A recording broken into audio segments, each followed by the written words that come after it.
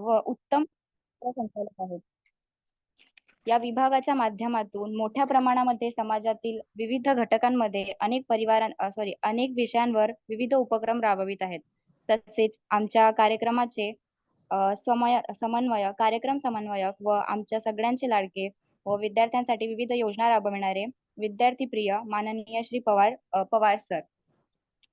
यानंतर कार्यक्रमाचे पुढील प्रास्ताविक सादर करण्यासाठी मी आमंत्रित करते प्राध्यापक डॉक्टर आशुतोष पाटील सर, संचालक आजीवन अध्ययन व विस्तार विभाग, कवयित्री बहिणाबाई चौधरी, उत्तर महाराष्ट्र विद्यापीठ जळगाव यांना. सगळ्यांना नमस्कार. माझा आवाज येतोय? हो सर. येतोय सर, येतोय. कवयित्री बहिणाबाई चौधरी, उत्तर महाराष्ट्र विद्यापीठामधला आजीवन अध्ययन आणि विस्तार विभाग हा खानदेश कन्या कवयित्री बहिणाबाई चौधरी यांच्या नावाने एका ऑनलाईन व्याख्यानमालेचं आयोजन हा करत असतो. आणि ही व्याख्यानमाला आम्ही साधारणपणे दर महिन्याच्या शेवटच्या आठवड्यामध्ये घेण्याचा आमचा प्रयत्न असतो. आणि या व्याख्यानमालेमध्ये वेगवेगळ्या विषयांवरती वेगवेगळ्या अभ्यासू व्यासंगी वक्त्यांना आपण निमंत्रित करत असतो आणि त्यांचे विचार ऐकत असतो. आणि ऐकण्यासाठी तरुण युवा वर्गापासून ते ज्येष्ठ नागरिक, वयोवृद्ध नागरिकांपर्यंत वेगवेगळ्या प्रकारचा श्रोतावर्ग उपस्थित असतो. आजीवन अध्ययन आणि विस्तार विभाग हा वेगवेगळ्या पद्धतीने काम करत आहे. म्हणजे काही अभ्यासक्रम देखील विभागाच्या माध्यमातून वेगवेगळ्या संस्थांमध्ये सुरू आहेत, ज्याच्यामध्ये कौशल्याधिष्ठित अभ्यासक्रम असतील, रोजगाराभिमुख अभ्यासक्रम असतील, असे वेगवेगळे अभ्यासक्रम हे आम्ही विभागामार्फत चालवतो. आणि काही अभ्यासक्रम हे विभाग स्वतः चालवतो, म्हणजे प्रमाणपत्र अभ्यासक्रम आम्ही चालवतो. त्याच्यामध्ये फॉरेन लँग्वेजेसचे प्रमाणपत्र अभ्यासक्रम आहेत, ज्याला अतिशय चांगला प्रतिसाद आहे. जर्मन लँग्वेज आणि जॅपनीज लँग्वेज आणि फ्रेंच लँग्वेज यांचे सर्टिफिकेट कोर्सेस आम्ही त्या फॉरेन लँग्वेजेसच्या लेवलनुसार चालवतो आहोत. त्याचबरोबर आणखी काही म्हणजे काउन्सिलिंग सायकोलॉजी असेल, त्याचा बाहेर PG डिप्लोमा चालू आहे आमचा ॲफिलिएशनच्या माध्यमातून. आम्ही विभागाच्या माध्यमातून देखील MA काउन्सिलिंग सायकोलॉजीचा कोर्स चालवतो आहोत. तर विभागाच्या माध्यमातून वेगवेगळे शिक्षणक्रम चालवले जातात. हा झाला शैक्षणिक स्वरूपाचा कामाचा भाग विभागाचा. पण याच्या व्यतिरिक्त विभागाच्या माध्यमातून समाजातल्या वेगवेगळ्या घटकांकरता आजीवन अध्ययन आणि विस्तार विभाग काम करतो. त्याच्यामध्ये ज्येष्ठ नागरिकांकरता आम्ही गेल्या 3 ते 4 वर्षांपासून वेगवेगळ्या प्रकारचे उपक्रम राबवत आहोत. ज्येष्ठ नागरिकांकरता आरोग्य शिबिर असतील, ज्येष्ठ नागरिकांना कायदाविषयक मार्गदर्शन असेल, समुपदेशक आपल्या दारी असा एक उपक्रम आम्ही ज्येष्ठ नागरिकांकरता राबवतो. वृद्धाश्रमांमध्ये समुपदेशक आपल्या दारी हा उपक्रम आम्ही सातत्याने राबवत असतो. ज्येष्ठ नागरिकांसोबतच शेतकऱ्यांकरता एक उपक्रम गेल्या वर्षापासून आम्ही सुरू केलेला आहे. त्याला शेतकरी सहायता योजना असं नाव आहे. आणि त्या उपक्रमाच्या माध्यमातून शेतकऱ्यांना सेंद्रिय शेतीबद्दल, शेतीतल्या वेगवेगळ्या प्रयोगांबद्दल, बी बियाणांबद्दल, निसर्गाच्या सानिध्यामध्ये राहून अधिक चांगल्या पद्धतीने शेती कशी करतील याच्याबद्दल, आणि शेतकऱ्यांच्या ज्या इतर काही समस्या आहेत त्यांच्याबद्दल त्यांना विद्यापीठ आणि विद्यापीठाचा विभाग काही मदत करू शकतो का, असा एक प्रयत्न या विभागाच्या माध्यमातून आहे. त्याच्यामध्ये शेतकरी कुटुंबांशी संवाद, त्यांचंही समुपदेशन हा पण एक भाग शेतकरी आत्महत्येच्या पार्श्वभूमीवरती आम्ही करण्याचा प्रयत्न करत असतो. आणि एक्सटेन्शन ऍक्टिव्हिटी मध्ये, विस्तारित उपक्रमामध्ये, ज्याला आम्ही ज्ञानविस्तार उपक्रम म्हणतो, त्याच्यामध्ये ही एक व्याख्यानमाला आम्ही चालवतो ऑनलाईन पद्धतीने. आणि इतरही वेगवेगळ्या प्रकारच्या कार्यशाळा, लिंगभाव समानता असेल, बॅड टच गुड टच याच्याबद्दल शाळेतल्या मुला मुलींकरता कार्यशाळा असतील, त्याच्यानंतर सामाजिक वनीकरणाचे काही उपक्रम असतील, अवयवदान, देहदान याच्याबद्दल जागृती करणारा कार्यक्रम असेल, असे वेगवेगळे कार्यक्रम ज्ञानविस्तार उपक्रमाच्या अंतर्गत चालवतो. थोडक्यामध्ये मी माहिती दिली, कारण बरीच नवीन मंडळी या निमित्ताने जोडली जातात, तर त्यांना विभागाच्या कामाची माहिती व्हावी असा एक आमचा उद्देश असतो. समाजामधले वेगवेगळे घटक आणि विद्यापीठ यांच्यामध्ये दुवा साधण्याचं, त्यांच्यामध्ये समन्वय साधण्याचं काम आजीवन अध्ययन आणि विस्तार विभागाच्या माध्यमातून केलं जातं. ही जी व्याख्यानमाला आहे खानदेश कन्या कवयित्री बहिणाबाई चौधरी यांच्या नावाने, या व्याख्यानमालेमध्ये आपण आतापर्यंत वेगवेगळ्या वक्त्यांच्या माध्यमातून खूप वेगवेगळे विषय हाताळलेले आहेत. म्हणजे अगदी वारीपासून ते आहार आणि जीवनशैली याच्यापर्यंत, ते सुखी माणसाचा सदरा अशापर्यंत, असे वेगवेगळे सामाजिक, सांस्कृतिक, शैक्षणिक स्वरूपाच्या वेगवेगळ्या विषयांपर्यंत पोहोचण्याचा प्रयत्न आपण या व्याख्यानमालेच्या माध्यमातून करत असतो. आणि आज या व्याख्यानमालेसाठी आपण विषय निवडला आहे तो औचित्यपूर्ण आहे, कारण 2 दिवसापूर्वी 26 जून रोजी राजश्री शाहू महाराजांची जयंती आपण साजरी केलेली आहे. आणि राजा असणं आणि राजा म्हणून रयतेप्रती आपली आस्था असणं, आपली निष्ठा असणं आणि बांधिलकी असणं याचे इतिहासातले जे महत्वाचे दाखले आहेत, छत्रपती शिवाजी महाराज आणि त्याच्यानंतर राजर्षी शाहू महाराज, जे जगभरामध्ये नावाजले गेलेले आहेत.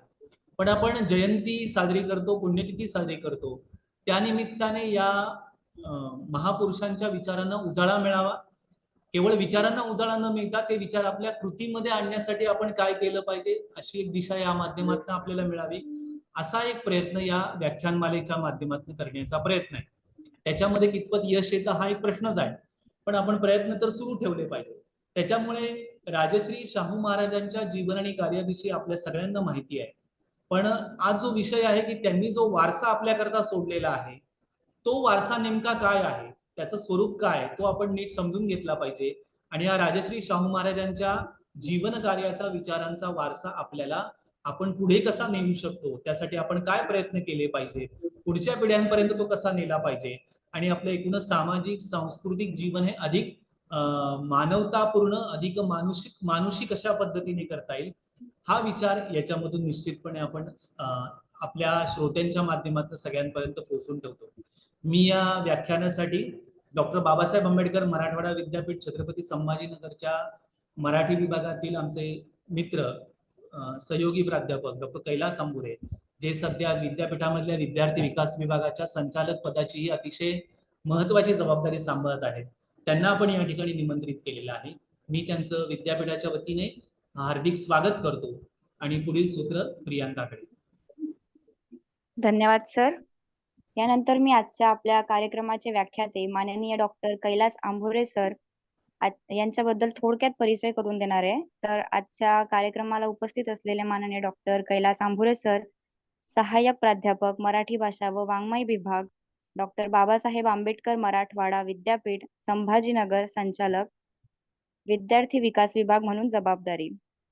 अध्यापनाचा अनुभव 19 वर्षे. 2014 पासून डॉक्टर बाबासाहेब आंबेडकर मराठवाडा विद्यापीठाच्या मराठी भाषा व वाङ्मय विभागात सहाय्यक प्राध्यापक म्हणून कार्यरत. विविध नियतकालिके जसे की प्रतिष्ठान, साक्षात, अस्मितादर्श, आमची शिवाणी, कवितारती, उर्मी इत्यादी व वृत्तपत्रातून जसे की लोकमत, सकाळ, देशोन्नती, महाराष्ट्र टाइम्स, दिव्य मराठी, गावकरी, सामना, लोकसत्ता इत्यादी समीक्षात्मक लेखन, राष्ट्रीय व आंतरराष्ट्रीय चर्चासत्र परिषद, परिसंवाद इत्यादी मधून निबंध वाचन, विविध नियतकालिकांमधून 24 पेक्षा अधिक निबंध प्रसिद्ध, विविध जिल्हा राज्यस्तरीय मराठवाडा साहित्य संमेलन व अखिल भारतीय मराठी साहित्य संमेलनाच्या परिसंवादात सहभाग. 21व्या शतकात कादंबरीचा अभ्यास, विशेष संदर्भ मराठवाडा या विषयावर लघु संशोधन प्रकल्प पूर्ण. संशोधन मार्गदर्शन एमफिल 5 विद्यार्थ्यांचे संशोधन पूर्ण. 14 विद्यार्थी कार्यरत. PhD कार्यरत विद्यार्थ्यांचे संशोधन सुरू. प्रसिद्ध ग्रंथ, आशययुक्त अध्यापन पद्धती, मराठी समीक्षा पद्धती, संदर्भलक्षी इत्यादी. आजच्या व्याख्यानाचा विषय राजर्षी शाहू महाराजांचा वारसा जपताना या विषयावर सरांनी आपले व्याख्यान व्यक्त करावे अशी मी त्यांना विनंती करते आणि आमंत्रित करते. धन्यवाद प्रियांका. आवाज पोहोचतोय? हो सर. कवयित्री बहिणाबाई चौधरी, उत्तर महाराष्ट्र विद्यापीठ जळगाव, आजीवन अध्ययन आणि विस्तार विभागाचे संचालक सन्माननीय प्राध्यापक डॉक्टर आशुतोष पाटील सर, उपस्थित मान्यवरांमध्ये प्राचार्य वासुदेव वले, श्रीयुत पवारजी आणि यासह उपस्थित असलेले सर्व प्राध्यापक, विद्यार्थी मित्र मैत्रिणींनो, आजीवन अध्ययन आणि विस्तार विभाग हा अतिशय महत्त्वाचा असणारा प्रत्येक विद्यापीठातील विभाग आणि तेवढ्याच उत्तम पद्धतीने कवयित्री बहिणाबाई चौधरी उत्तर महाराष्ट्र विद्यापीठाचा हा विभाग काम करत असल्याचं सातत्याने मी वाचून होतो, ऐकून होतो. आणि आज पाटील सरांनी जे प्रास्ताविक केलं त्यातून महत्वाच्या बाबींची माहिती दिली. त्यातल्या एक म्हणजे ज्येष्ठ नागरिक आणि शेतकऱ्यांच्या संदर्भातलं त्यांचं कार्य.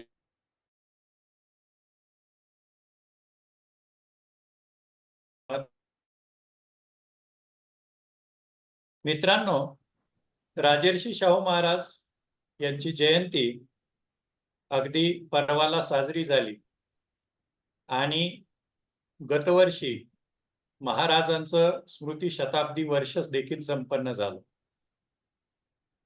प्रथमतः मी राजर्षी शाहू महाराजांना कोटी कोटी वंदन करतो आणि मला या विषयावरती बोलण्यासाठी पाचारण केलं त्याबद्दल पाटील सर, आजीवन विभाग आणि विद्यापीठाचे मी प्रथमतःच ऋण व्यक्त करतो.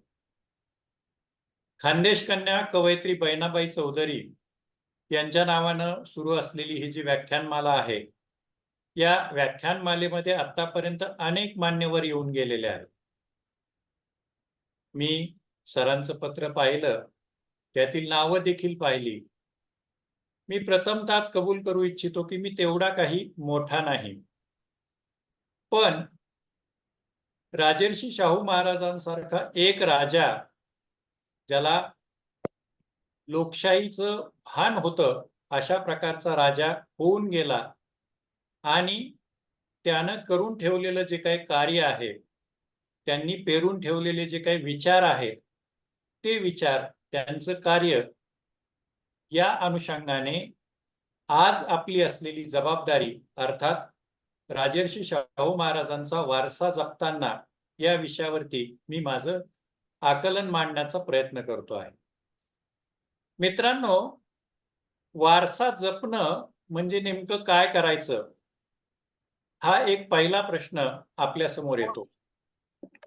त्याचं कारण असं आहे की आज ज्या काही समाजामध्ये घटना घडतायत, त्या घटना ह्या माध्यमांच्या केंद्रवर्ती जेव्हा येतात, त्यावेळी आपण आपल्या पुढच्या पिढीसाठी कोणत्या विचारांचा आणि संस्कारांचा वारसा ठेवतोय किंवा देतोय, असा प्रश्न आपल्या समोर निर्माण होतो. मग वारसा जपणं म्हणजे नेमकं काय करायला पाहिजे, किंवा एखादी जयंती, पुण्यतिथी, स्मृतिदिन आपण साजरा करतो, त्या व्यक्तीचं स्मरण करतो, त्या व्यक्तीच्या कार्याचं स्मरण करतो आणि त्यानंतर पुढे वर्षभर काय करतो आपण, याचा कधीच आपण विचार करत नाही. मग वारसा जपताना त्यांचे कोणते विचार आहेत किंवा कोणतं कार्य आहे की जे आपण आजच्या परिस्थितीमध्ये अनुसरलं पाहिजे, असा एक मला महत्वाचा मुद्दा वाटतो. किंवा आजच्या परिस्थितीमध्ये आपण कोणता विचार स्वीकारला पाहिजे, किंवा अशा महापुरुषांचे असणारे जे काही विचार आहेत, त्या विचारांपैकी कोणते असे विचार आहेत की जे आजच्या काळामध्ये आपण विकसित केले पाहिजेत, असे अनेक प्रश्न आपल्या समोर निर्माण होतात. बऱ्याचदा काय होतं माहिती का, की वारसा हा जो शब्द आहे, तो केवळ आपण अनुवंशाच्या संदर्भामध्ये उपयोजतो. रक्ताचं असणारं जे नातं आहे, त्या संदर्भामध्ये देखील आपण हा शब्द उच्चारतो. पण तेवढा अनुवंशिकतेच्या संदर्भामध्ये असलेला विचार जो आहे, तो विचार जर आपण केला तर आपण प्रथमतः संकुचित आहोत हे लक्षात येतं. त्याचं कारण असं आहे की आपल्या महाराष्ट्राला संत आणि महंतांच्या वारशासोबतच ज्यांचा उल्लेख पाटील सरांनी केला, ते छत्रपती शिवाजी महाराज यांच्यासारख्या महान विभूतींची देखील परंपरा लाभलेली आहे. शिवरायांनी निर्माण केलेलं जे स्वराज्य आहे, ते स्वराज्य खऱ्या अर्थाने जनतेच्या अनुषंगाने करण्याचं एक राजा म्हणून असलेलं भान जर कुणी जोपासलं असेल, तर ते शाहू महाराजांनी जोपासलेलं होतं, असं आपल्याला सांगता येतं. म्हणजेच काय आहे, तर जेव्हा आपण शाहू महाराजांच्या विचारांचा वारसा असा विचार करायला लागतो, त्यावेळी शाहू महाराज हे प्रथमतः कुणाकुणाच्या विचारांचा वारसा जपतात आणि जोपासतात हे लक्षात यायला लागतं पहा. मग स्वराज्याची असणारी जी संकल्पना आहे, जी सुराज्यामध्ये बदललेली दिसते किंवा लोकशाही प्रधान असलेला आपला देश जो आहे, या देशातला आजचा असणारा विचार हा पूर्वी पारतंत्र्यामध्ये स्वतःच्या राज्यामध्ये करवीर नगरीमध्ये अंमलात आणणारा अशा प्रकारचा एक राजा हा आपल्याला पाहायला मिळतो. शिवरायांनी ज्या प्रकारे जनतेसाठी सर्वसामान्य माणसांसाठी आपल्या राज्याचा उपयोग केला, त्याच पद्धतीचं राज्य अर्थात संस्थान हे करवीरचं संस्थान असलेलं दिसतं आणि त्याच पद्धतीचं आणखी एक संस्थान म्हणजे आणखी मला वाटतं 7 ते 8 अशी संस्थानं सांगता येऊ शकतील देशभरातली, की जी संस्थानं खऱ्या अर्थाने सर्वसामान्य माणसांच्या दृष्टिकोनातून काम करत होती. ते राज्य जनतेचं होतं आणि त्याच प्रकारचा बडोद्याचे सयाजीराव महाराज गायकवाड यांचा देखील आपल्याला उल्लेख करणं अपरिहार्य वाटतं. ज्या पद्धतीनं राजर्षी शिवाजी महाराजांचा विचार आपल्या जनतेसाठी स्वीकारतात, त्याच प्रकारे सामाजिक सुधारणांच्या बाबतीत महात्मा फुल्यांचा वारसा त्यांनी स्वीकारलेला दिसतो. निव्वळ त्यांनी वारसा स्वीकारला का? तर नाही. ते वारसा स्वीकारत नाहीत, तर ते जपतात. जपतच नाहीत तर जोपासतात आणि जोपासतच नाहीत तर ते समृद्ध देखील करताना दिसतात. म्हणजे राजर्षीच्या नंतर खऱ्या अर्थाने महाराष्ट्राचा जेव्हा आपण विचार करायला लागतो, त्यावेळी महाराष्ट्रामध्ये स्वतंत्र राज्य अस्तित्वात आल्यानंतर या प्रकारच्या विचारांचा वारसा आपल्या रयतेसाठी, आपल्या जनतेसाठी जर खऱ्या अर्थाने कुणी स्वीकारला असेल आणि तो अनुसरला असेल, तर तो छत्रपती शिवराय असतील, महात्मा फुले असतील आणि राजर्षी असतील किंवा डॉक्टर बाबासाहेब आंबेडकर असतील, यांच्या विचारांचा वारसा आधुनिक महाराष्ट्रामध्ये आणि महाराष्ट्राच्या उभारणीमध्ये स्वर्गीय यशवंतराव चव्हाण स्वीकारताना आपल्याला दिसतात. मग आजची जी काय परिस्थिती आहे, या परिस्थितीमध्ये राजर्षी शाहू महाराजांचा वारसा जो आहे, तो वारसा कुणी जपायचा? कारण आजचं असणारं वातावरण इतकं गढूळ झालंय, इतकं कलंकित झालंय, की त्याच्याविषयी आपण जेव्हा विचार करायला लागतो, तेव्हा प्रचंड अस्वस्थ व्हायला लागतो. मग आपल्याला आठवतात ते जनार्दन वाघमारे, की ज्यांनी म्हटलं होतं की महापुरुषांचा पराभव कोण करतं? तर त्यांचे अनुयायी करताना दिसतात. मग राजर्षींच्या बाबतीमध्ये असं काही होतं का? किंवा या महापुरुषांच्या बाबतीमध्ये असं काही आजच्या घडीला होताना दिसतं का? तर निश्चितच होतं.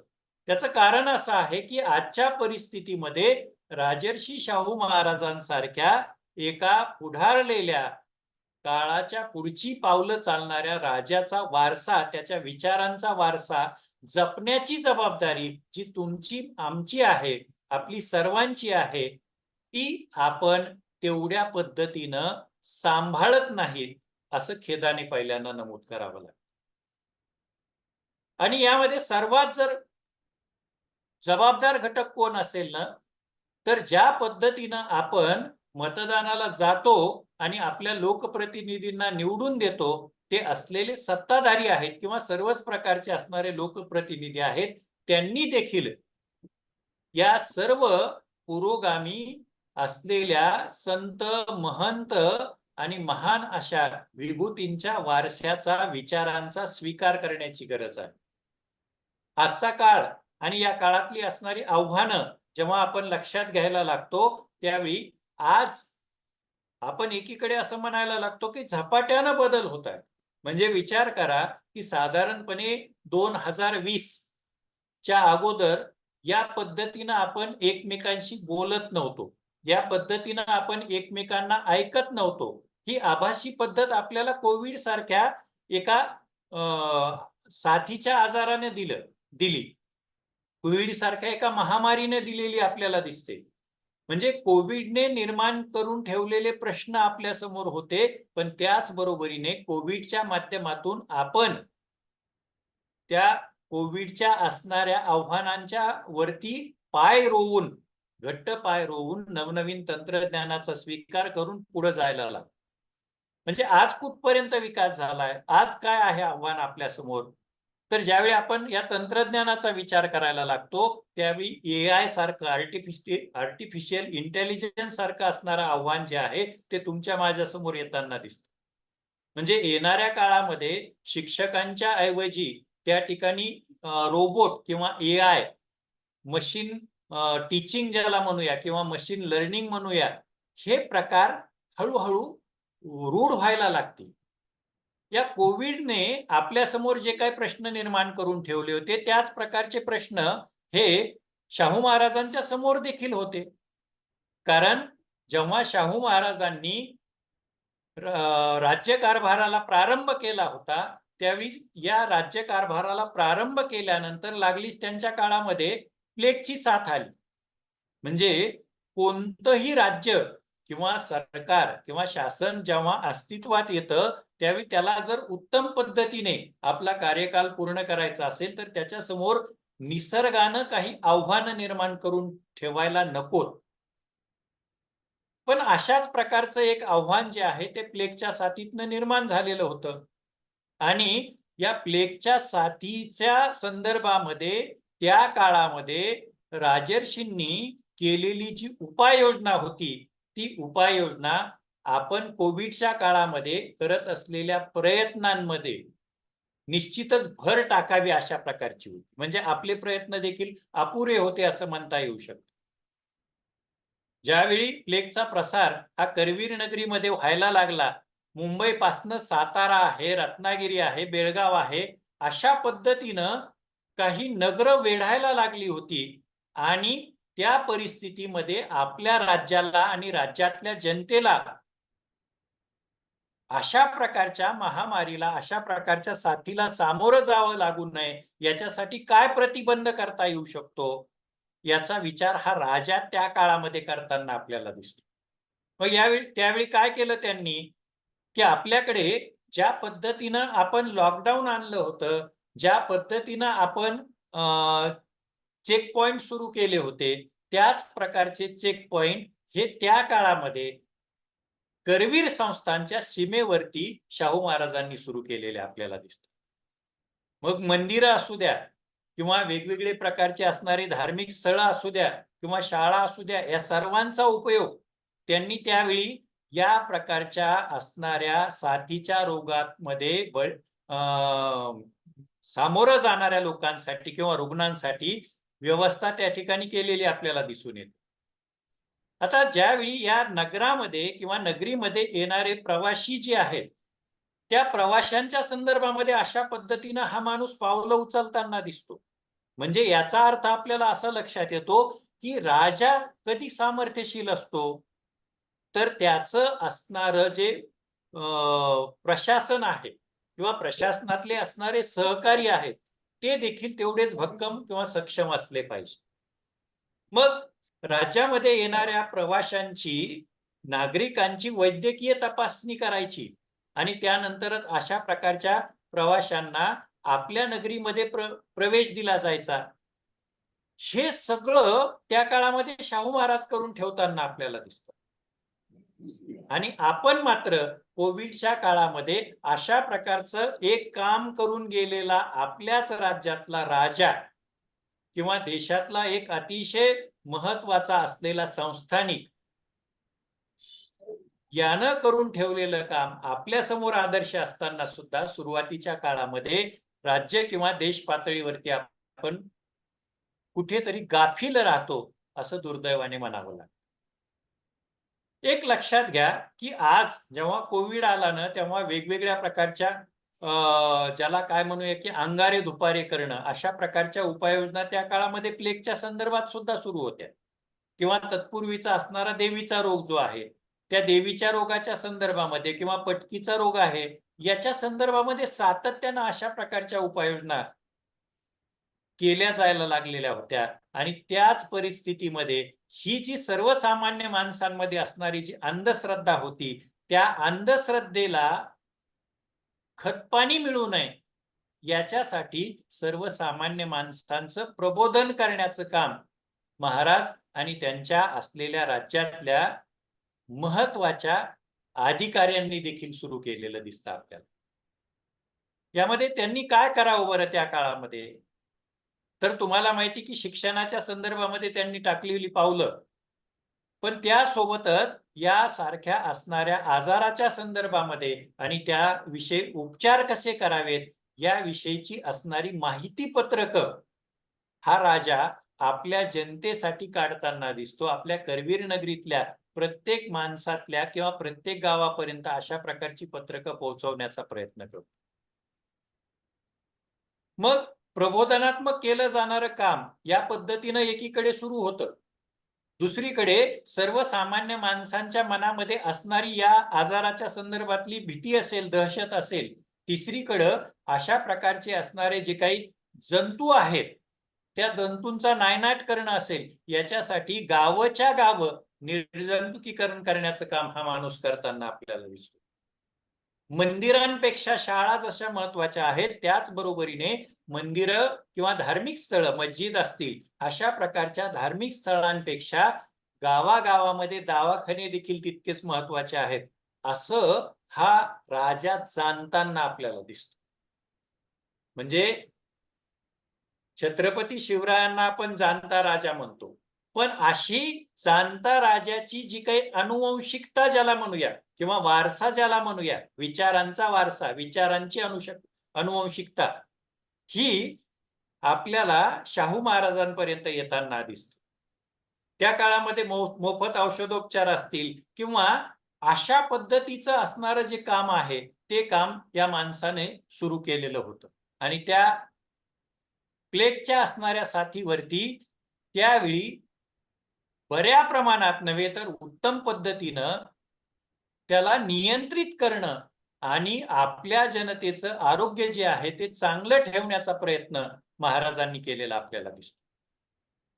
ज्या पद्धतीनं प्लेग आला त्याच प्रकारचे असंख्य प्रश्न 19व्या शतकामध्ये महाराष्ट्राच्या आजच्या असणाऱ्या महाराष्ट्राच्या त्यावेळेसच्या असणाऱ्या मराठी प्रदेशाच्या समोर होते. म्हणजे काय आहे, आजही ते प्रश्न फारसे बदललेले नाहीयेत. पहा, मी म्हणालो की सामाजिक वातावरण एवढं कलुषित झालंय की आज प्रत्येकाच्या अस्मिता टोकदार झाल्या. आणि ह्या अस्मितेमध्ये काय आलंय, तर जे आपण 19व्या शतकामध्ये आणि 20व्या शतकामध्ये मागे सोडून आलेलो होतो, अशा प्रकारचे अनेक प्रश्न आज पुन्हा आपल्या जीवनाच्या आणि समाजाच्या केंद्रावरती आलेले दिसतात. त्यातला एक प्रश्न आहे तो म्हणजे धार्मिकता, दुसरा आहे जातीयता आणि तिसरा आहे कर्मकांडाचं वाढतं प्राबल्य. आता अशा प्रकारचे जेव्हा प्रश्न निर्माण होतात ना, म्हणजे आजही पहा तुम्ही की आज महाराष्ट्रातलं जे काही वातावरण आहे की आज या क्षणाला महाराष्ट्रामध्ये कुठे ना कुठेतरी जातीच्या संदर्भामध्ये एखादी घटना घडताना आपल्याला दिसते. आणि याच महाराष्ट्राला आणि या महाराष्ट्रानं देशाला आपल्या विचारांच्या माध्यमातून, आपल्या वर्तनाच्या माध्यमातून आणि आपल्या वारशाच्या माध्यमातून एक आदर्श घालून दिलेला होता. ज्याला आपण पुरोगामी महाराष्ट्र म्हणायचो, त्या पुरोगामी महाराष्ट्रामध्ये आज जातीच्या संदर्भामध्ये असणारे प्रश्न हे इतके भयावह झालेले, किंवा शेतकऱ्यांच्या आत्महत्येच्या संदर्भातला प्रश्न असेल किंवा स्त्रियांचं होणारं शोषण असेल, त्याविषयीचे प्रश्न आहेत. आणि या सर्वांवरचं एकमेव उत्तर जर सांगायचं झालं तर ज्याला आपण आज ॲलोपॅथी, होमिओपॅथी वगैरे वगैरे उल्लेख करतो ना, ती पॅथी म्हणजे शाहू पॅथी होय, असं आपल्याला म्हणता येऊ शकतं. अर्थात शाहूंमध्ये आलेला जो काही हा विचार होता ना, तो विचार मी अगोदरही उल्लेख केला की छत्रपती आहेत किंवा त्यासोबतच महात्मा फुले आहेत किंवा कबीरांचा असणारा विचार आहे किंवा तथागतांचा असणारा विचार आहे, यासारखे असणारे विचार हे येताना आपल्याला दिसून येतात. शाहू महाराजांनी काय म्हटलं होतं माहिती का, की जातीच्या संदर्भामध्ये आज जे काही समाजामध्ये सुरू आहे किंवा राजकीय दृष्टिकोनातून आपण अशा प्रकारचे प्रश्न हे सातत्याने समोर आणतो. म्हणजे निवडणूक लागली की आपल्याला मुस्लिम, हिंदू वगैरे आठवायला लागतं.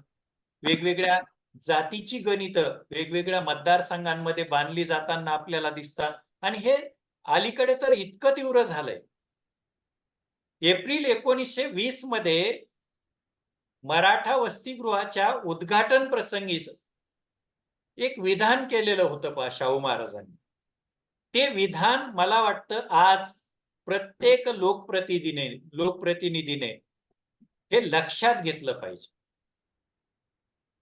की ज्याला आपण नायक म्हणू त्या नायकाची भूमिका ही कशा प्रकारची असते. ते काय म्हणाले होते, की सर्व जातीच्या पुढाऱ्यांना माझं एक सांगणं आहे, की आपली दृष्टी दूरवर ठेवा. आपली दृष्टी दूरवर ठेवली पाहिजे. जातीभेद मोडणं इष्ट आहे, जरूर आहे. जातीभेद पाळणं हे पाप आहे. आता त्या काळामध्ये पाप पुण्य, आजही हे सगळं सुरू असलेलं आपल्याला दिसतं. त्यामुळं जातीभेद पाळणं पाप आहे. आणि या पलीकडे जाऊन राजर्षी काय म्हणतात पहा, की देशोन्नतीच्या मार्गातला हा सर्वात मोठा अडथळा आहे. म्हणजेच आपल्या देशाचा जर विकास करायचा असेल तर अशा प्रकारचे अडथळे दूर करण्याचे आपण जोराने प्रयत्न केले पाहिजे, असं ते म्हणताना आपल्याला दिसतं. मग याच्यासाठी काय करा, तर याच्यासाठी त्यांनी म्हटलं होतं, की जातीच्या संदर्भातल्या जातीभेद दूर करणाऱ्या परिषदा तुम्ही भरवल्या. काम करून झाले बाई. जातीभेद दूर करणाऱ्या परिषदा भरवल्या पाहिजे. जातीय बंधनं जी आहेत ती जातीय बंधनं आपण पोकळ केली पाहिजे. ह्या जाती बंधनामुळं जातीभेद तीव्र झालेला आहे आणि अशा जातीभेदाचा परिणाम या जातीय परिषदांवरती होता कामा नये. मग ही खबरदारी आपण घेतली पाहिजे. आता विचार करा 1920 ते 2024 आजचे आपले प्रश्न काही बदललेत का? म्हणजे आज आपण जाती विरहित जीवन जगतोय का? तर नाही. म्हणजे विचार करा, महात्मा गांधीजी म्हणाले होते की खेड्याकडे चला. त्याचं कारण त्या काळामध्ये खेड्यामध्ये असणारी जनसंख्या, तिथला असणारा सामान्य माणूस आणि खरा भारत खेड्यात असल्याचं त्यांनी म्हटलं होतं. आता याच्यानंतर पुढे काय झालं? डॉक्टर बाबासाहेब आंबेडकर म्हणाले होते की शहराकडे चला. आपण खेड्यातनं शहरात आलो. गांधीजींच्या म्हणण्यानुसार शहरातली जे काही पुढारलेली मंडळी होती ती खेड्यात गेली होती. त्यांनी खेडं पाहिलं, त्याच्याविषयी बोलले, लिहिलं. पण खेड्यातून शहरात जी माणसं यायला सुरुवात झाली त्याचं कारण बाबासाहेबांचा विचार होता की शहरामध्ये आपल्याला समानता प्रस्थापित करता येऊ शकेल. आज काय झालंय? म्हणजे मी ज्या शहरामध्ये राहतो किंवा तुम्ही ज्या शहरामध्ये राहता, तुम्ही ज्या गावामध्ये राहता, त्या गावामध्ये ठीक आहे, मान्य करूया की खेड्यापाड्यामध्ये पूर्वी अशा विशिष्ट जातीच्या गल्ल्या होत्या पहा. विशिष्ट आडनावांच्या गल्ल्या होत्या आणि ज्यांना आपण आज एका समानतेच्या दृष्टिकोनातून विचार करून सर्वांना समान घेऊन आलेलो आहोत. अशा गावकुसा बाहेर ठेवलेल्या माणसांची सुद्धा वसाहत गावात होती. हे सगळं शहरात आल्यानंतर मोडीत निघलं. पण कालांतराने काय झालंय? म्हणजे विचार करा की 1956 ते समजा 2026 2 वर्ष जातील आणखी. आज परिस्थिती काय आहे?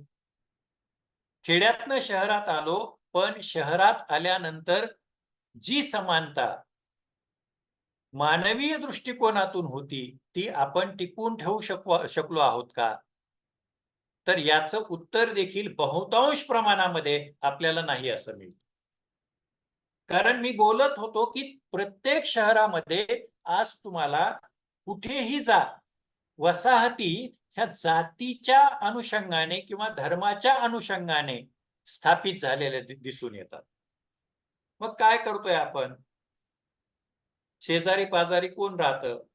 एवढंच नाही मित्रांनो, ह्या वसाहतीच्या पलीकडे जाऊन तुम्ही थोडस डोळे उघडून बारकाईनं पहा, तुम्हाला असं लक्षात यायला लागतं की विशिष्ट संस्था, विशिष्ट महाविद्यालय, विशिष्ट असणाऱ्या शाळा, म्हणजे ह्या ज्या काही सामाजिक म्हणूया आणि खऱ्या अर्थाने ज्ञान रुजवण्याचं काम करतायत, ज्ञान संपन्न करण्याचं काम करणाऱ्या ह्या काही संस्था, सामाजिक संस्था आहेत, इन्स्टिट्यूशन आहेत, त्या इन्स्टिट्यूशन सुद्धा या पद्धतीनं विभागलेले आपल्याला दिसतात. मग कोणता आदर्श आपण समोरच्या पिढ्यांसमोर ठेवतो आहोत? कोणता विचार आपण त्यांना देतो आहोत? म्हणजे विचार करा की तो काळ आणि आजचा काळ. राजर्षींनी काय केलं तर ते नुसतं बोलून थांबले नाही, तर त्या काळामध्ये त्यांनी तत्कालीन समाजामध्ये स्पृश्य अस्पृश्यांसारखे जे काही भेद होते ते भेद मिटवण्याचा प्रयत्न केला, समानता प्रस्थापित करण्याचा प्रयत्न केला. आणि राजेशाही असताना देखील रयतेचं राज्य म्हणजे सामान्य माणसांचं असणारं राज्य जे आहे, संस्थान जे आहे, ते निर्माण करण्याचा आटोकाट प्रयत्न केलेला दिसून येतो.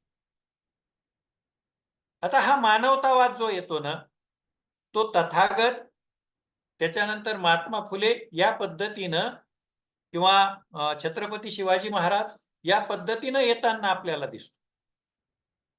मग आजही समाजामध्ये आपल्याला जी काही विषमता दिसते, अहिंसा दिसते, अनाचार दिसतो किंवा जातीयता दिसते, यासारखी असणारी परिस्थिती, याच्यावरती जर आपल्याला विजय मिळवायचा असेल, केवळ मानवतावादी दृष्टिकोनातून जीवन जगायचं असेल किंवा देशाचा, राज्याचा किंवा राष्ट्राचा विकास करायचा असेल, तर आपल्याला मानवतावादी दृष्टिकोन स्वीकारल्याशिवाय पर्याय नाही, हे शाहू महाराज सांगताना दिसतं. आज विचार करा की आपल्याकडे एक काळ होता की ज्या काळामध्ये आपल्याकडे वर्णव्यवस्था होती. विदेशामध्ये वर्गव्यवस्था होती. आता आपल्याकडे विचार करा तुम्ही की वर्णव्यवस्थेच्या सोबत वर्णव्यवस्था पुन्हा येताना आपल्याला दिसते. त्या वर्णव्यवस्थेच्या सोबतच वर्गव्यवस्था सुद्धा प्रस्थापित होताना दिसते. म्हणजे साधारणपणे 1920 ते 25चा जो काही काळ आहे ना, त्या काळातल्या घटना बाबासाहेब असतील, महात्मा गांधी असतील किंवा मार्क्सचा असणारा विचार असेल किंवा राष्ट्रीय स्वयंसेवक संघाची स्थापना असेल, यासारख्या गोष्टी आणि त्यासोबतच डॉक्टर बाबासाहेब आंबेडकरांना राजर्षी शाहू महाराज त्या काळातल्या असणाऱ्या अस्पृश्यांचा उद्धारक या पद्धतीनं जाहीर करताना दिसतात, जाहीरपणे बोलताना दिसतात. ह्या सगळ्या घटना आजही आपल्याला परिणाम करताना दिसून येतात. म्हणजे वर्णव्यवस्थेकडून आपण वर्ग व्यवस्थेकडे हळूहळू जायला लागलेलो आहोत, असंही सांगता येतं. एकच मिनिट सर.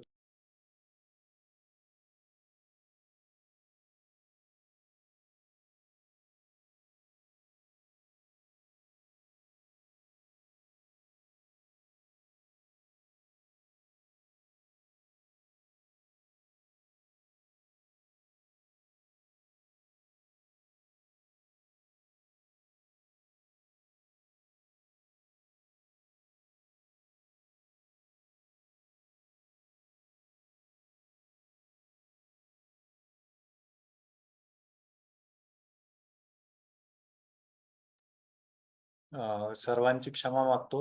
एक अत्यावश्यक राजभवन मधून फोन आहे. फक्त 1 मिनिटात मी बोलून इकडे जॉईन. क्षमस्व.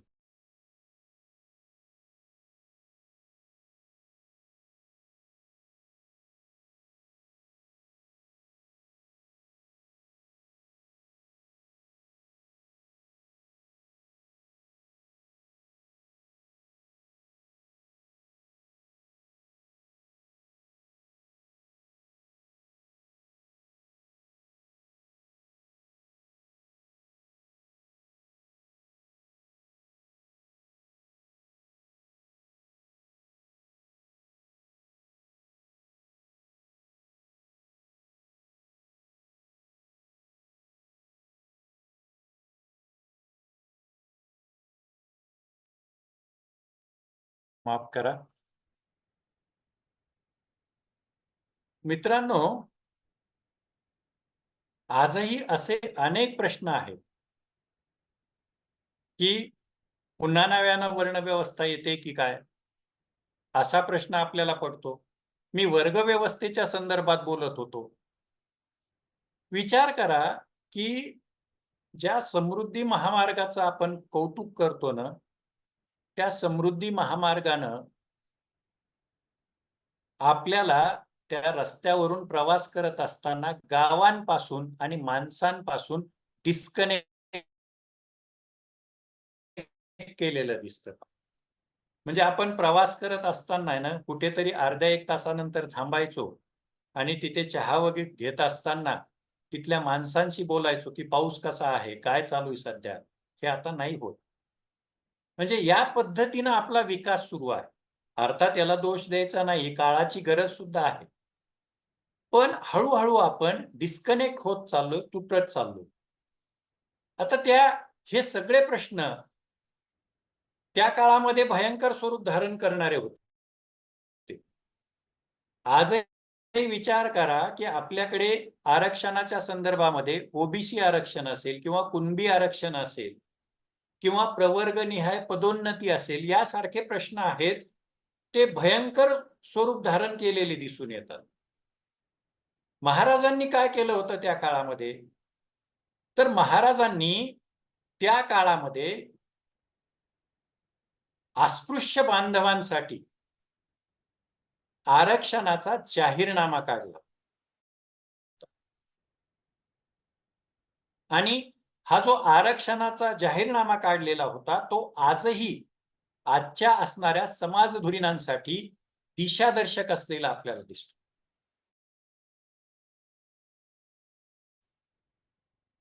विचार करा की तो काळ, त्या काळामध्ये असणारी जन्मजात गुन्हेगारीची पद्धती, त्या गुन्हेगारांना सातत्यानं ठाण्यावरती जाऊन हजेरी द्यावी लागणं असेल किंवा वेठबिगारी पद्धती असेल, हे स्वतःच्या संस्थानामध्ये बंद करण्याचं धाडस जर कोण दाखवत असेल तर ते राजर्षी शाहू महाराज दाखवताना आपल्याला दिसतं. म्हणजे गंगाराम कांबळेचं नाव सर्वांना माहिती आहे. राजांच्या नगरीतला एक प्रसंग आहे पहा, की एक अस्पृश्य महिला जी आहे ती सवर्णांच्या विहिरीवरती पाणी भरण्यासाठी जाते आणि पाणी सवर्णांकडून मारहाण केली जाते. एवढंच नाही तर तिला पकडून दरबारामध्ये उभं करतात.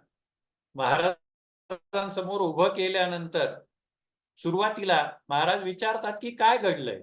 हे सगळं प्रकरण मग अनेक जण सांगतात की अशा अशा पद्धतीनं विहीर बाटवली, पाणी बाटवलं वगैरे वगैरे. आणि मग हे सगळं ऐकल्यानंतर सुरुवातीला महाराज त्या महिलेला खूप रागवतात. तुला कळत नाही का वगैरे वगैरे, रागारागाने बोलतात, तावातावाने बोलतात. आणि जसं जसं महाराज त्या स्त्रीला बोलायला लागतात तसं तसं सवर्ण मंडळींचे चेहरे हे खुलायला लागतात. आणि तेवढ्यामध्ये बोलता बोलता, तावातावाने बोलताना राजाला ठसका लागतो. काय करावं अशा परिस्थितीत या माणसानं?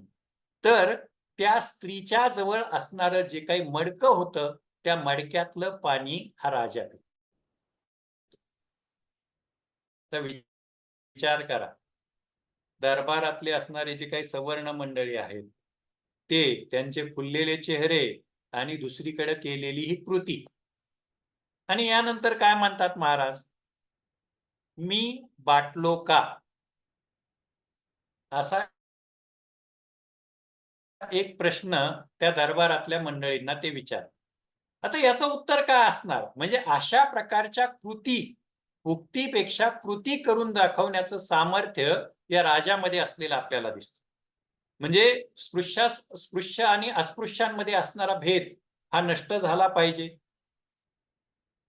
याच्यासाठी पाणवठे असतील किंवा सार्वजनिक विहिरी असतील, या ठिकाणी सर्वांना समान वागणूक दिली पाहिजे अशा प्रकारचा आदेश काढला जातो. एवढंच नाही तर 1921 मध्ये महाराजांनी आपल्या संस्थानामध्ये अस्पृश्य हा शब्दच काढून टाकला. शाळेमध्ये नोंदणी करत असताना जे काही हिणवलं जायचं ते हिणवणं बंद व्हावं याच्यासाठी त्यांनी अस्पृश्यच्या ऐवजी सूर्यवंशी हा शब्द स्वीकारलेला आपल्याला दिसतो. आजही आपण अमरावती जवळचं असणारं मंगरुळ दस्तगीर पहा आणि त्या ठिकाणी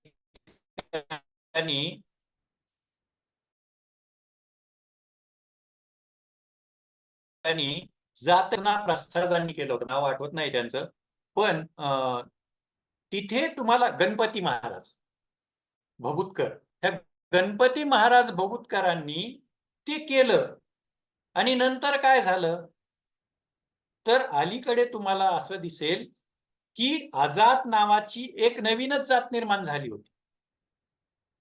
म्हणजे जात विरहित समाज प्रस्थापित करण्याचा प्रयत्न आणि असं असताना आजात निर्माण होणं आणि त्यानंतर मग अलीकडच्या काळामध्ये स्वातंत्र्योत्तर काळामध्ये आपापल्या जातीचे जसे काही फायदे मिळायला लागले ते फायदे घेण्यासाठी पुन्हा याच मंडळींनी स्वतःची जात शोधायला सुरुवात केली. आता यासोबतच पहा म्हणजे ह्या सगळ्या घटना ज्या काही अलीकडच्या आहेत त्या घटनांमध्येच आणखी एक महत्वाची घटना की जी महाराजांनी त्या काळामध्ये जातीच्या संदर्भामध्ये निर्मूलन करावं यासाठी केलेली होती. तो काळ असा होता की आपल्या संस्थानामध्ये असणारी जी काही मंडळी होती, जे काही समाजातील लोक होते, त्या सगळ्यांमध्ये जातीनिष्ठ अशा प्रकारची शिक्षणाची पद्धती सुद्धा होती. आता ही पद्धती बंद करावी याच्यासाठी देखील महाराजांनी पावलं उचलली. म्हणजे स्वतंत्रपणे असणाऱ्या अस्पृश्यांसाठीच्या ज्या शाळा आहेत त्या शाळा बंद केल्या आणि बंद केल्यानंतर अन्य जातीच्या अन्य समाजाच्या असणाऱ्या ज्या काही शाळा आहेत त्या शाळांमध्ये या मुलांना प्रवेश देणं हे अनिवार्य केलं.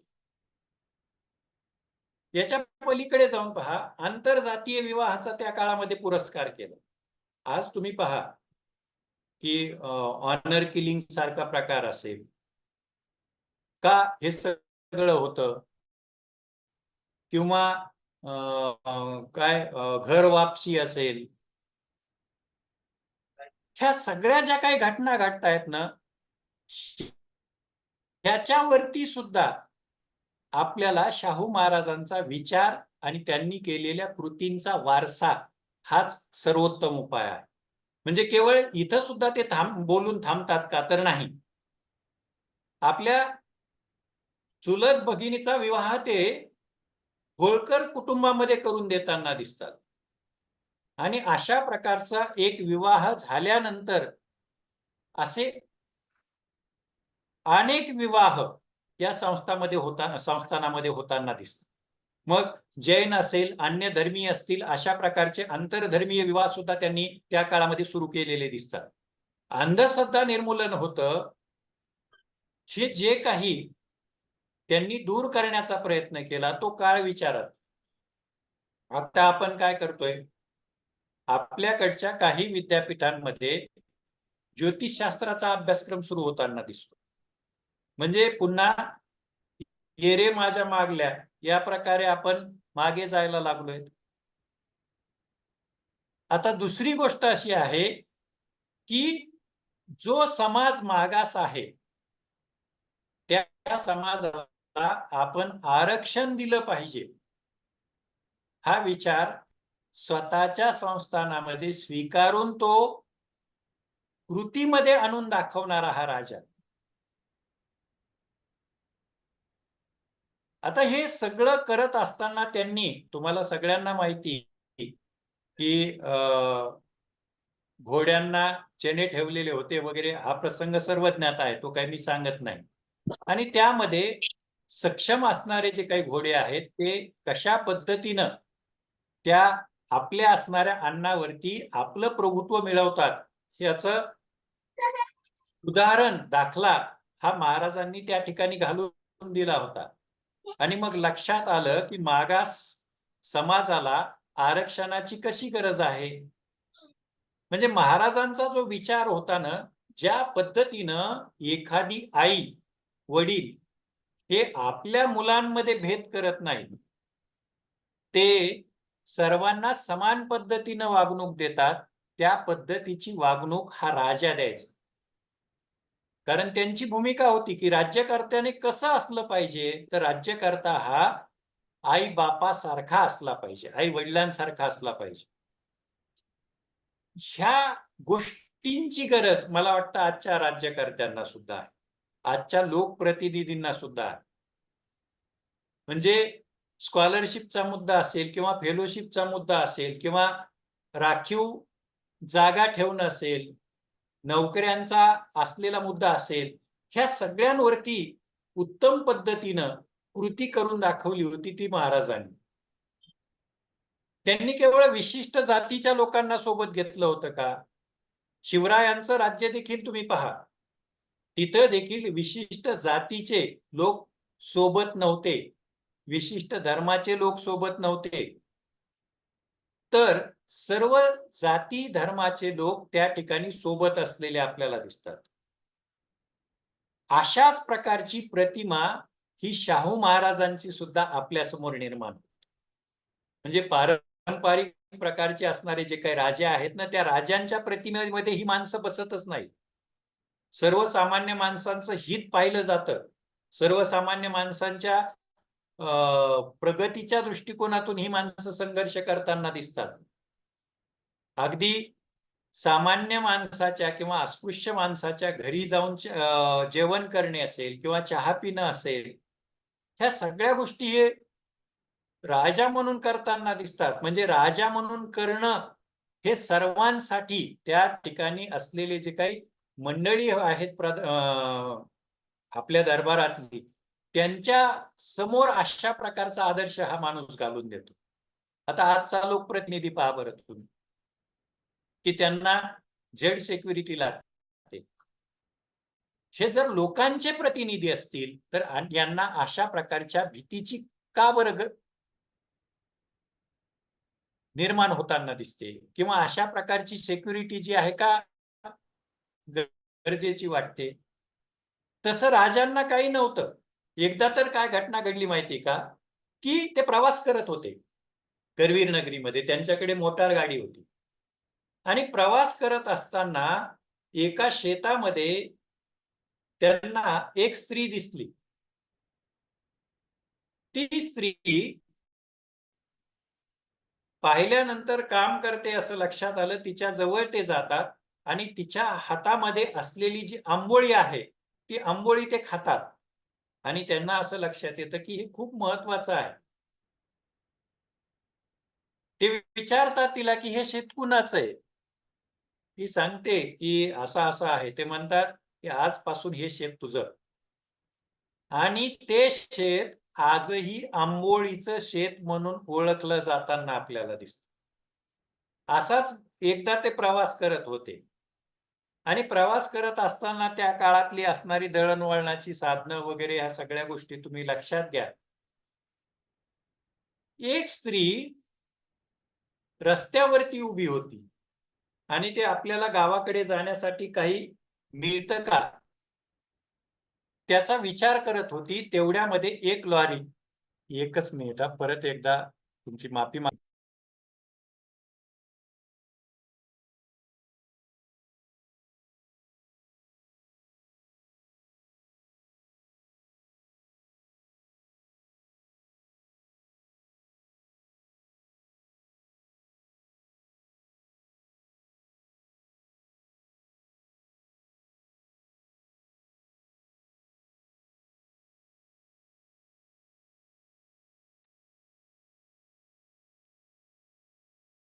मग त्या ठिकाणाहून महाराजांची लॉरी जात होती.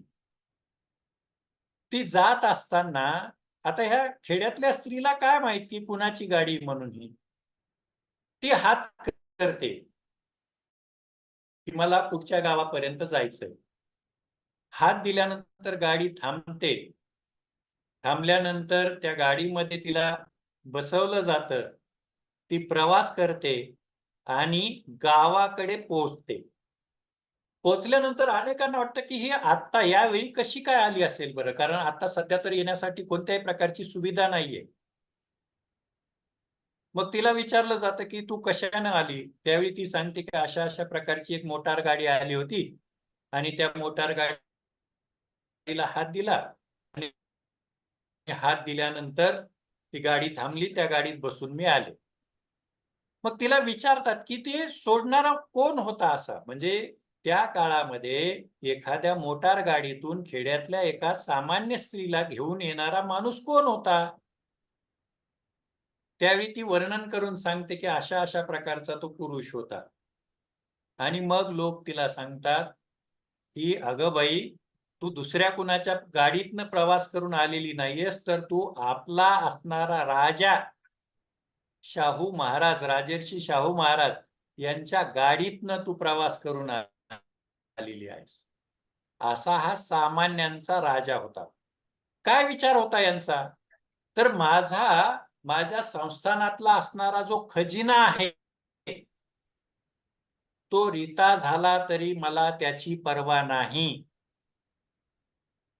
पण माणसाला माणुसकीपासून वंचित करणाऱ्या परंपरा ज्या आहेत त्या मला मोडीत काढायच्या. आता अशा परंपरा आपण आज किती मोडीत काढतोय? म्हणजे आज जनतेचा, सामान्य माणसांचा विचार करून जी गंगाजळी आहे त्या गंगाजळीचा उपयोग करणं हे किती गरजेचं आहे. करून ठेवलेलं असताना सुद्धा आपण त्याकडे दुर्लक्ष करतोय. मला वाटतं हा वारसा आम्हाला जपला पाहिजे, जोपासला पाहिजे. आज काय करतायत आपले प्रतिनिधी? हुकुमशाही पद्धतीनं जीवन जगताना दिसतात. प्रशासकीय अधिकारी जे आहेत ते जनतेच्या पैशातनं मौज मजा करताना दिसतात. वाहनं कुणाच्या पैशात नाहीत, आपल्या पैशातनं असतात. मला आठवतं यशवंतराव चव्हाणांचं एक वाक्य. ते असं म्हणायचे नेहमी की राजकारण्यांनी किंवा राज्यकर्त्यांनी नाही म्हणायला शिकलं पाहिजे आणि अधिकाऱ्यांनी हो म्हणायला शिकलं पाहिजे. तर राज्याचा आणि राष्ट्राचा विकास होऊ शकतो. मुद्दे त्या काळामध्ये होते की जे मुद्दे आजही सुटलेले नाही. म्हणजे विधवा पुनर्विवाहाच्या संदर्भामध्ये निर्णय घेणारा हा राजा होता. पण 1917 मध्ये विधवांच्या पुनर्विवाहासाठी कायदेशीर मान्यता देण्याचं काम या राजानं आपल्या राज्यामध्ये केलं. त्याच्याशिवाय मान्यता तर दिलीच दिली, पण विवाहाची नोंद सुद्धा बंधनकारक करण्यात आली होती कायद्यानुसार. यासोबतच स्त्रियांच्या संदर्भामध्ये होणारी मारहाण असेल किंवा छळ होत असतील तर याला प्रतिबंध घालण्याचं काम अगदी त्यानंतर 2 वर्षांनी ते करतात. 1919 मध्ये संस्थांचं गॅझेट पब्लिश होतं आणि या गॅझेटमध्ये स्पष्टपणे ते सांगतात की जर अशा पद्धतीनं तुम्ही स्त्रियांना वागणूक देत असाल, त्यांचा छळ करत असाल, तर तुम्ही छळ करणारा गुन्हेगार म्हणून तुम्हाला 6 महिन्यांचा कारावास आणि 200 रुपयांची त्या काळामध्ये शिक्षा केलेली दिसते. या पद्धतीनंच स्त्रीच्या हक्काचं संरक्षण व्हावं म्हणून घटस्फोटासंबंधीचा कायदा केला. हे सगळे मुद्दे जे आहेत ते नंतर हिंदू कोड बिलामध्ये सुद्धा आपल्याला बाबासाहेबांच्या येताना दिसून येतात. किंवा फुल्यांचा असणारा विचार परत या ठिकाणी सुद्धा आपल्याला दिसायला लागतो. आणि तिसरा महत्वाचा मुद्दा जो आहे तो म्हणजे शेती आणि शेतकऱ्यांच्या संदर्भामध्ये केलेली काम. इथं काय बदल करावा की आपल्या राज्यामध्ये हवामान कसं आहे ते पहिल्यांदा अभ्यासलं जावं. त्या हवामानानुसार पीक पद्धती आणावी हा विचार कुठून येतो महाराजांमध्ये? जेव्हा ते परदेशी जायचे तिथं गेल्यानंतर नवीन काय आहे याचा शोध घ्यायचे. म्हणजे काळाच्या पुढं असणारा माणूस जो असतो ना तो या प्रकारची पावलं टाकतो. परदेश गमनासाठी गेल्यानंतर तिथं कशा प्रकारची शेती केली जाते, कोणती पिकं आहेत, तिथं कोणत्या प्रकारची झाडं आहेत, ते सगळं स्वतःच्या राज्यामध्ये आणण्याचा ते प्रयत्न करतात. तुम्ही आजही पन्हाळा किंवा भुदरगडच्या परिसरामध्ये जा, तुम्हाला दिसून येतात कॉफीचे मळे. हे राजर्षींनी सुरू केले.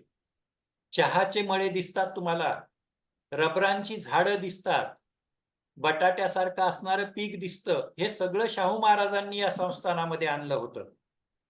आज आपल्याकडे जून संपत येतोय, पण पावसाचा आणि पाण्याचा प्रश्न आजही तितकाच गंभीर आहे, नव्हे तर तो दिवसेंदिवस वाढत जाणार आहे.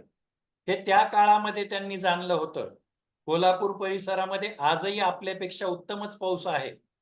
तरी देखील महाराजांनी जंगल आपल्याकडे वाढलं पाहिजे, वृक्ष लागवड केली पाहिजे, वृक्ष संवर्धन केलं पाहिजे, नव्हे तर जंगलासाठी आरक्षित करून ठेवायची जागा अशा प्रकारचा वटहुकूम सुद्धा त्यांनी काढला होता. मग सुधारित प्रकारची शेती असेल किंवा जंगल असेल, वृक्ष संवर्धन असेल, याच्यासाठी झाड जर तुम्ही तोडलं तर तुम्हाला शिक्षा होईल असा सुद्धा निर्णय किंवा कायदा त्यांनी अंमलात आणलेला दिसून येतो. रस्त्याच्या कडेची असणारी झाडं तुम्ही तोडा, त्यावेळी तुम्हाला शिक्षा केली जाईल. म्हणजे झाडं जर तुम्हाला तोडायची असतील तर संस्थानामध्ये परवानगी घेतल्याशिवाय तुम्हाला झाडं तोडता येणार नाही. शिवाय शेतीला उद्योगाशी जोडलं पहा. काय केलं? खैराची झाडं आणली, रबराची झाडं आणली आणि यासोबतच शेतकऱ्यांना या झाडांच्या माध्यमातून म्हणजे खैराच्या झाडापासून काथ निर्मिती असेल किंवा रबराची झाडं आहेत त्याच्यापासून रबर निर्मिती असेल, या प्रकारचे उद्योगधंदे शेतीला जोडण्याचा त्यांनी प्रयत्न केला. आणि म्हणून तिथला शेतकरी स्वाभिमानाने जीवन जगत होता. आता ही जाणीव नंतरच्या काळामध्ये पुसट होत गेलेली आपल्याला दिसते. असा प्रयत्न जर आपल्या राज्यामध्ये कुणी केला असेल ना तर पहिल्यांदा स्वतंत्र महाराष्ट्राचे मुख्यमंत्री म्हणून यशवंतराव चव्हाणांनी केलं. तुम्ही भाषणं पहा त्यांची, त्यांनी केलेली कामं पहा, तुम्हाला लक्षात येतं. आणि हाच वारसा, यशवंतरावांचा वारसा नंतरच्या काळामध्ये स्वर्गीय वसंतराव नाईक देखील चालवताना आपल्याला दिसतात. आणि हे जर आपण स्वीकारलं शेतकऱ्यांच्या आत्महत्या आहेत, त्या आत्महत्या निश्चितच कमी होतील, नव्हे तर थांबतील सुद्धा. कारण शेतकऱ्यांचे प्रश्न जे आहेत ते प्रश्न पर्यावरणाशी निगडीत जेवढे आहेत तेवढेच प्रशासनाशी निगडीत देखील असलेले आपल्याला दिसतात. ज्या पद्धतीनं महाराजांनी जंगल वृद्धीच्या माध्यमातून एक पायंडा घालून दिला, त्याच पद्धतीनं अपयश आलेले जे काही छोटे मोठे कामगार होते ते कामगार शहराकडे जायचे, गाव सोडून जायचे. त्यांच्यासाठी काय करावं त्यांनी? तर बिनव्याजी स्वरूपामध्ये कर्ज उपलब्ध करून दिलं, नव्हे तर जमीन देखील त्यांना दिली. आता अशा पद्धतीनं आज आपल्याकडच्या शेतकऱ्यांना गरज आहे. त्यांना कर्ज मिळत नाही. शिवाय खेड्यापाड्यामध्ये आज अशी परिस्थिती आहे की जे तुमचं आपल्याला मोठ्या प्रमाणात गुरंढोरं पाहायला मिळायची, आता ही गुरंढोरं सुद्धा आपल्याला दिसत नाहीत. त्या काळामध्ये महाराज सरकारकडून शेतकऱ्यांच्या जनावरांना संरक्षण देतात. जर तुम्हाला जनावरं पोसणं शक्य नसेल तर आम्ही ती जबाबदारी घेऊ, अशा पद्धतीनं पावलं उचलताना दिसून येतात. शिक्षणाच्या संदर्भामध्ये केलेली कृती त्यांनी सर्वज्ञात आहेत की मंदिर किंवा धार्मिक संस्थांपेक्षा शैक्षणिक संस्था महत्वाच्या आहेत, असं त्यांनी आपल्या राज्यातल्या प्रत्येक जनतेला सांगितलेलं होतं.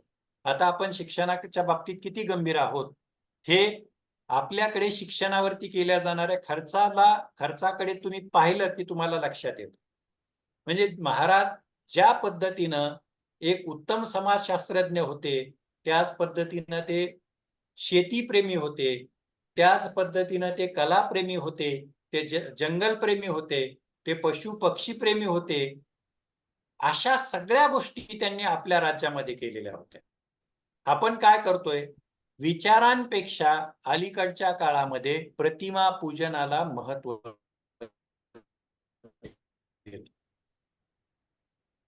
आणि मग काय आहे की त्या प्रतिमेला तुम्ही एकदा महत्व दिलं की तो विचार त्या चौकटीमध्ये अडकून पडतो, तो तुमच्यापर्यंत येत नाही, माझ्यापर्यंत पोहोचत नाही आणि तो समाजापर्यंत देखील पोहोचत नाही. म्हणजे एखादा विचार जर आपल्याला अंमलात आणायचा असेल तर त्या फ्रेम मधून त्याला बाहेर काढलं पाहिजे, त्या व्यक्तीला बाहेर काढलं पाहिजे, तर त्यांचे विचार सर्वसामान्यांपर्यंत जातात. आता आपली जबाबदारी काय आहे? तर फुले, शाहू, आंबेडकर, छत्रपती शिवराय असतील किंवा पुरोगामी विचार असणारे संत महंत असतील, यांच्या विचारांचं भान सर्वांनी आपण ठेवलं पाहिजे आणि हे भान आपल्या लोकप्रतिनिधींना सुद्धा आणून दिलं पाहिजे. अशाच लोकप्रतिनिधींना तुम्ही समोर आणलं पाहिजे. आता अलीकडच्या काळामध्ये अशा प्रकारचे विचार किंवा त्या प्रकारचा अभ्यास, संशोधन सारथी, बार्टी, महाज्योती यासारख्या संस्थांमधून होताना दिसतं, पण ते पुरेसं आहे का? तर निश्चितच नाही. तिथं तुम्हाला आम्हाला सगळ्यांना समोर यावं लागेल.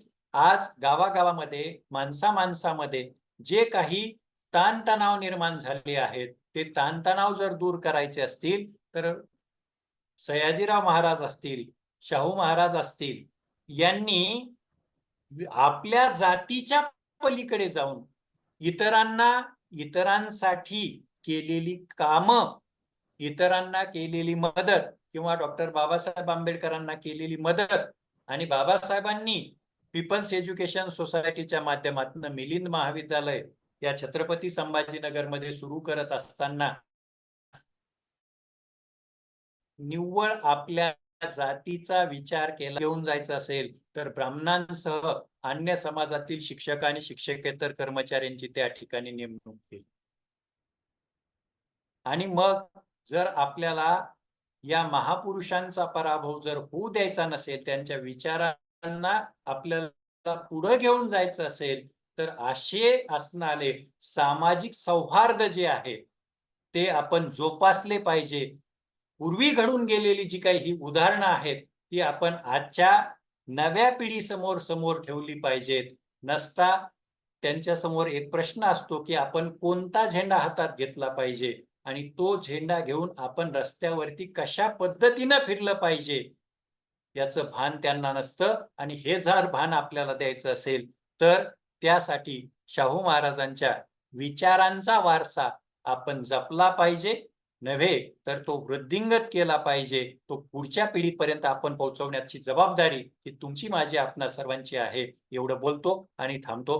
पुनश्च एकदा आपल्या विद्यापीठाचे, आजीवन विभागाचे आणि पाटील सरांचे या ठिकाणी ऋण व्यक्त करतो. आणि मध्ये मला अत्यावश्यक फोन असल्यामुळे 2 वेळेस थांबावं लागलं, त्याबद्दल आपणा सर्वांची क्षमा मागून आपणाप्रती कृतज्ञता व्यक्त करतो आणि थांबतो. धन्यवाद.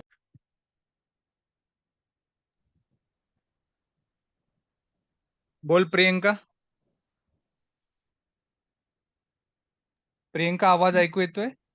हो सर, धन्यवाद सर. यानंतर मी आभार प्रदर्शनासाठी आमंत्रित करते श्री सुभाष पवार सर, कार्यक्रम समन्वयक, आजीवन अध्ययन व विस्तार विभाग यांना.